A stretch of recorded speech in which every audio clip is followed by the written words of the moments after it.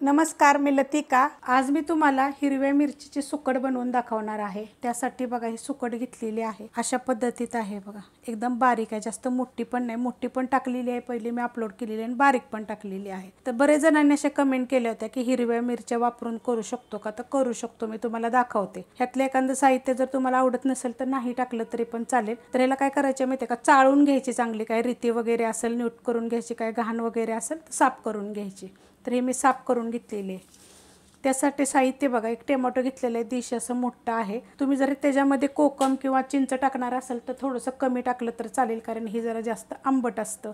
हिरव्या मिरच्या घेतलेल्या आहेत 10 ते 15, तिखटाप्रमाणे घ्या। ह्या भाजून घेतलेल्या आहेत ती, आणि लसूण घेतलेले आहेत 9 ते 10, ते पण भाजून घेतलेले आहेत। अर्धा इंच तुकडा घेतलेला आहे आल्याचा। हा मसाला फक्त नाही, मिरची, लसूण आणि आलं मी कुटून घेणार आहे, आणि हे टोमॅटो चॉपरला मी बारीक करून घेणार आहे। कढई गरम करत ठेवलेली आहे, त्याच्यामध्ये आता हे आपण सुकट टाकून घेऊया। सगळे सुकट बघा मी काढून घेतलेली आहे, तुम्ही कमी जास्त घेतली तरी चालेल। एक मोठं वाडगं भरून असे घेतलेले आहे। वजनीचं काय नाही, मी जास्त आणले त्यामुळे ते तुम्हाला वजन नाही सांगू शकत।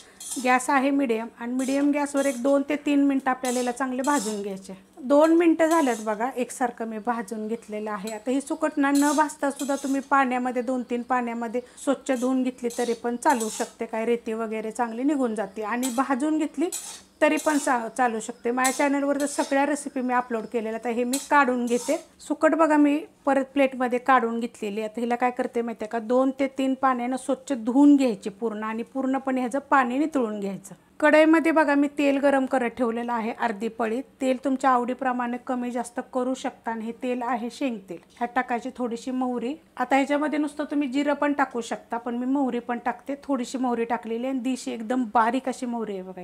मोहरी बघा आपली फुटली गेलेली आहे। त्यात टाकणार आहे थोडंसं जिरं, त्यात टाकणार आहे कढीपत्ता, आणि त्यात टाकणार आहे मीडियम आकाराचे 2 कांदे।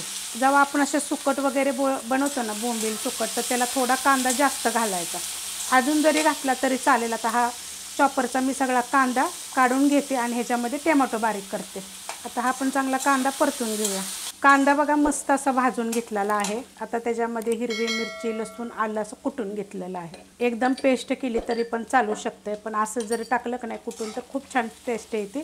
आता एक 2 ते 3 मिनिटं मी ह्याला परतून घेते। मस्त असं बघा 2 ते 3 मिनिटं मी चांगलं परतून घेतलेलं आहे। त्यात टाकणार आहे टोमॅटो, चॉपरला बारीक केले, कापून जरी घेतलं तरी चालेल। चांगलं मस्त असं पिकलेलं होतं। आता ही मोठ्या आकाराचं होतं ना, त्यामुळं मी ह्याच्यामध्ये कोकम नाही टाकणार। जरी पण तुम्हाला कोकम जर टाकायचं असला तर तुम्ही टाकू शकता। आता हे 1-2 मिनिटं परतून घेऊया चांगलं। मस्त असं बघा परतून घेतलेलं आहे। आता ह्याच्यामध्ये बाकीचं साहित्य टाकून घेऊया। तर त्यात टाकणार आहे थोडीशी हळद, मिक्स करून घेते। आता ह्यात टाकायचे आपल्याला जिरे धने पावडर, 1 चमचा टाकला छोट्या आकाराचा, आणि 1 चमचा गरम मसाला पावडर। आता हे सगळं मिक्स करून घेऊया। आणि जर तुम्हाला हिरवी मिरची जर नको असेल ना, तर मग तुम्ही ह्याच्यामध्ये आता लाल मिरची पावडर टाकली तरी चालेल, जो तुमच्याकडे मसाला आहे, जसं की कांदा लसूण मसाला। पण बऱ्याच जणांच्या कमेंट होत्या की हिरवी मिरचीचं दाखवा, तर अशा पद्धतीमध्ये आता ह्याला काय करते, परतून घ्यायचं चांगलं बरं का। पहिलं मस्त असं परतून घेतलंय बघा, सगळं एक जीव चांगलं झालेलं आहे। त्यात टाकायचं चवीप्रमाणे मीठ, कमी टाकायचं मीठ, कारण सुकटला मीठ असतं। मिक्स करून घेऊया। त्याच्यामध्ये आता ही 2 ते 3 पाण्याने बघा सुकट स्वच्छ धुवून नितळून घेतलेले आहे। आता ही हलवून घेऊया। मस्त असे बघा मी परतून घेतलेले आहे। आता ह्यात टाकूया आपण थोडंसं पाणी, जास्त टाकायचं नाही, थोडंसंच टाकायचे, कारण जी सुकट होती ना ती पूर्णपणे मी नितळून घेतली होती। थोडं जर पाणी शिल्लक राहिलं ना तर टाकायची मग गरज पडत नाही।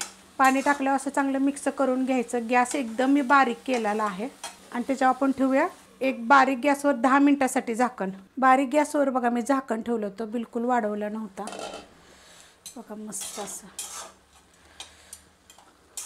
आता झाकण घालायची गरज नाही आहे। ह्याच्यावर थोडीशी टाकणार आहे कोथिंबीर। गॅस केला आहे मी आता मीडियम।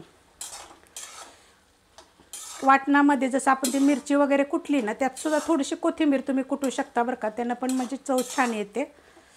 वेगवेगळ्या पद्धतीने करून बघायचं, एकाच पद्धतीनं नाही। आता हे जे पाणी एवढंसं राहिलेलं आहे, आपण थोडंसं पाणी जे टाकलं होतं ना त्यात वापरले, जे असं पाणी सुटतं ना ती पण त्याच्यामध्ये हे होतं, पाणी जातं ना। तर एवढं पाणी आहे बघा। तर तुम्हाला हवं असेल तर हे आटवायचं, नसेल हवं तर असंच ठेवायचं। तर एक मी 2 मिनिटासाठी आपण असंच ठेवूया, म्हणजे हे थोडंसं पाणी कमी होईल। पाणी बघा ह्याच्यातलं आटलेलं आहे, एकदम हलकंसं थोडंसं पाणी मी ठेवलेलं आहे, कारण जर आपण थंड झाल्यावर जरी खाल्लं ना तर थोडंसं एकदम कोरडं कोरडं नाही व्हावं, असं राहावं. तर एकदा तुम्ही अशा पद्धतीनं करून बघा. रेसिपी आवडली तर लाईक करा, सबस्क्राईब करा, कमेंट करा आणि शेअर बी करा.